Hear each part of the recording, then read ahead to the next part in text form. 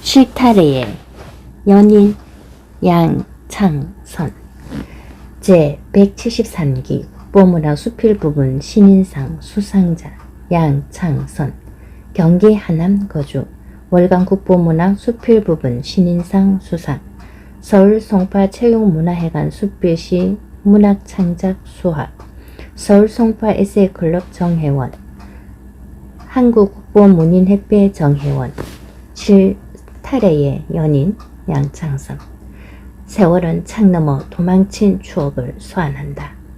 미수년을 맞이할 나이에 그동안 쌓인 추억들이 많고 많지만 그 중에 베트남전 파병하던 날에 전쟁에서 반드시 살아 돌아오라는 마음으로 내 목에 실타래를 걸어준 여인을 잊을 수가 없다. 강원도 동부전선 양구 최전방에서 소대장 임무를 수행하고 초급 간부로서 전투 경험을 쌓기 위해 베트남전 파병을 지원했다. 화천 파병훈련소에서 현지 적응 훈련을 마치고 춘천역을 출발할 때는 전장에서 못 돌아올 수도 있다는 삶과 죽음의 번뇌, 고향의 부모 형제에 대한 아련한 연민을 하다가 잠이 들었다. 갑자기 소란스러운 함성을 들려 눈을 떠보니 서울 청량리역이었다. 춘천역에서 환송하지 못한 가족들이 나온 듯 싶었다. 나는 배웅해줄 사람이 없었기 때문에 거저 멍하니 창밖의 황송객들을 바라보고 있을 뿐이었다. 그때였다. 높은 하이힐에 짧은 치마를 입은 아가씨가 총총 걸음으로 내 앞에 서더니 손에 든 실타래를 목에 걸어주면서 무사히 돌아오세요. 근성을 빌겠습니다 하고 손을 내밀었다. 얼뜨길에 아가씨 손을 잡자 구겨진 쪽지 한 장을 손에 꼭 쥐어주면서 또다시 몸 조심하시고 건강히 돌아오셔요 라고 말하는 순간에 기차는 출발해 점점 멀어져 가고 고맙다는 인사도 제대로 하지 못한 나를 향한 한없이 손을 흔든 그 여인은 곧 마음의 연인이 되었다. 내 목에는 명을 길게 연명해 준다는 무명 실타래가 걸쳐 있었고 쪽지에는 볼펜으로 또박또박 눌러 쓴 글씨로 서울 동대문구 제기동 25번지 안미경이라고 적혀 있었다. 나는 생각지 못한 값진 선물을 의미있게 받아들이며 실타래와 쪽지를 배낭 깊숙이 넣고 다시 예쁜 미소로 손을 흔들던 실타래 연인의 모습을 그려보았다. 옆자리에서 지켜보고 있던 박소위가 양소위 참 좋은 선물을 받았네 라며 부러워했다. 전쟁은 죽음의 향연이란 말이 있다. 죽음이 있는 전쟁 때에 가는 두려움과 서늘해진 마음에 길고 질긴 실타래처럼 건강한 몸과 마음으로 살아 돌아오라는 영혼의 기도는 내 생애의 최고의 선물이 된 것이다. 부산항을 출발하여 10여일간의 거친 항해 끝에 베트남 나트랑 항에 도착했다. 푹푹 찌는 더위와 무성한 정글 지역의 환경에서 소대장 임무를 부여받고 작전에 투입될 때마다 잊지 않고 실타래를 배낭 속에 넣으면서 나와 우리 소대원 모두를 무사하게 지켜달라고 빌었다. 어느 날 야간 매복작전 중에 치열한 전투가 전개되는 상황에서 그래, 배낭 속 실타래가 우리 소대원들을 지켜줄 것이다 고 믿었기에 자신감이 생겼다. 나는 작전에서 무사히 기대할 때마다 연인에게 감사한 마음을 담아 편지를 띄웠다. 안겨준 선물 덕분에 글을 쓰고 있노라며 작전 지역 모습과 촌락 밀림의 풍경, 물소대, 특이한 사진 등 수없이 보냈고 배물이 올 때마다 답장을 기다렸으나 오지 않았다. 그래도 포기하지 않고 꼭 답이 오도록 하겠다는 마음으로 당시 고국에서 가장 인기 있는 월간 아리랑 잡지 1967년 10월호에 무명 실타래에 대한 보답이란 제목으로 투고했다.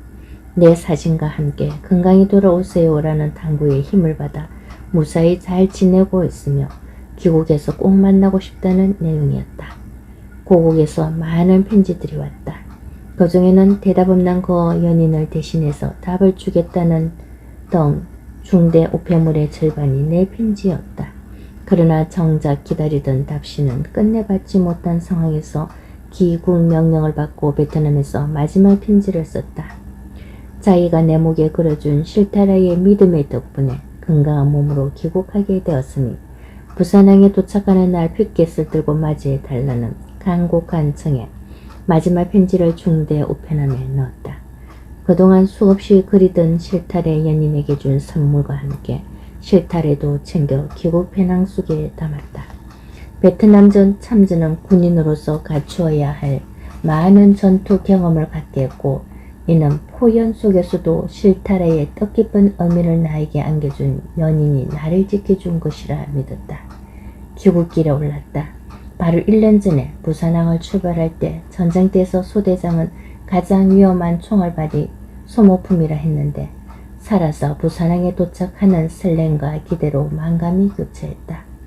부산항에는 많은 환영 인파와 해수망이 나부끼고 힘찬 군가가 울려 퍼져 기쁨과 한우로 가득했다. 환영객을 잘 볼 수 있는 위치에서 나를 찾는 현수막을 찾았고 환영객 사이를 돌면서 살폈으나 실타래 연인은 보이지 않았다. 제외했다면 생사의 갈림길에 설 때마다 내게 힘과 믿음을 주었던 덕분에 살아왔다고 덥석 안아주고 싶었는데 답신을 주지 않은 사람이 마중 나올 리 없다고 생각했지만 왜 이렇게 서운하고 허전하고 아픈지 마음이 내려앉았다. 귀국한 지 수일이 지나 고마운 마음과 준비했던 선물을 들고 주소지로 찾아가 주변 사람들에게 묻고 물었으나 끝내 찾지 못하고 돌아선 마음을 뭐라 표현할 수 없었다. 삶과 죽음이 교차하는 전쟁터에서 실타래의 기운과 믿음으로 살아 돌아온 나 자신의 오랜 기다림, 그리움, 보고픔과 고마움은 이젠 추억으로 넘겨진 것인가. 나는 단 한 번의 서천간 만남이었지만 그 연인을 사랑했나 보다. 진정한 사랑은 시간을 초월하여 과거, 현재, 미래를 영혼 속에 함께 묶는 힘을 가지고 있기 때문에 잊지 못하고 있는 것일까. 세월 앞에 장사가 없다는 말처럼 나도 흐르는 시간 속에 하얀 머리카락에 주름진 얼굴에서도 그 기쁜 뜻이 담겨진 실타래 연인의 고마운 마음은 지금도 원인으로 남아있다. 특히 7월이면 치열했던 험준한 밀림 작전과 힘들었던 야간 매복 작전이 떠오른다. 죽고 죽이는 위험의 영역이고 육체적 피로와 고통의 영역이기도 한 공포감 속에서도 꼭 살아 돌아가서 만나야 한다는 희망과 용기를 갖게 해준 연인이었다. 지금이라도 만날 수만 있다면 두 손 꼭 잡고 지금까지 잊지 않고 살아왔고 또 살아갈 거라고 말할 수 있는 행운이 오기를 기다리고 있다. 신사평. 전쟁은 위대한 서사시와 영웅을 낳는다는 명언이 있다. 양창선 작가의 응모자 실타래 연인은 베트남 전쟁의 초보 간부로 참전하면서 서적한 실타래 인연을 매우 서정적으로 묘사한 자선 수필이다. 베트남 전쟁의 한국군 파병 1964년에서 1973년이 이루어져서 31만여 명이 참전하였으며 양창선 작가는 1967년부터 1968년까지 1년간 생사의 터전에서 보병, 소대장 책임을 다해야 했다. 실타래 연인의 제목에서 1소재는 베트남 전쟁의 파병 훈련을 받고 부산항으로 가는 도중에 서울 청량역에서 환송 시간이었다.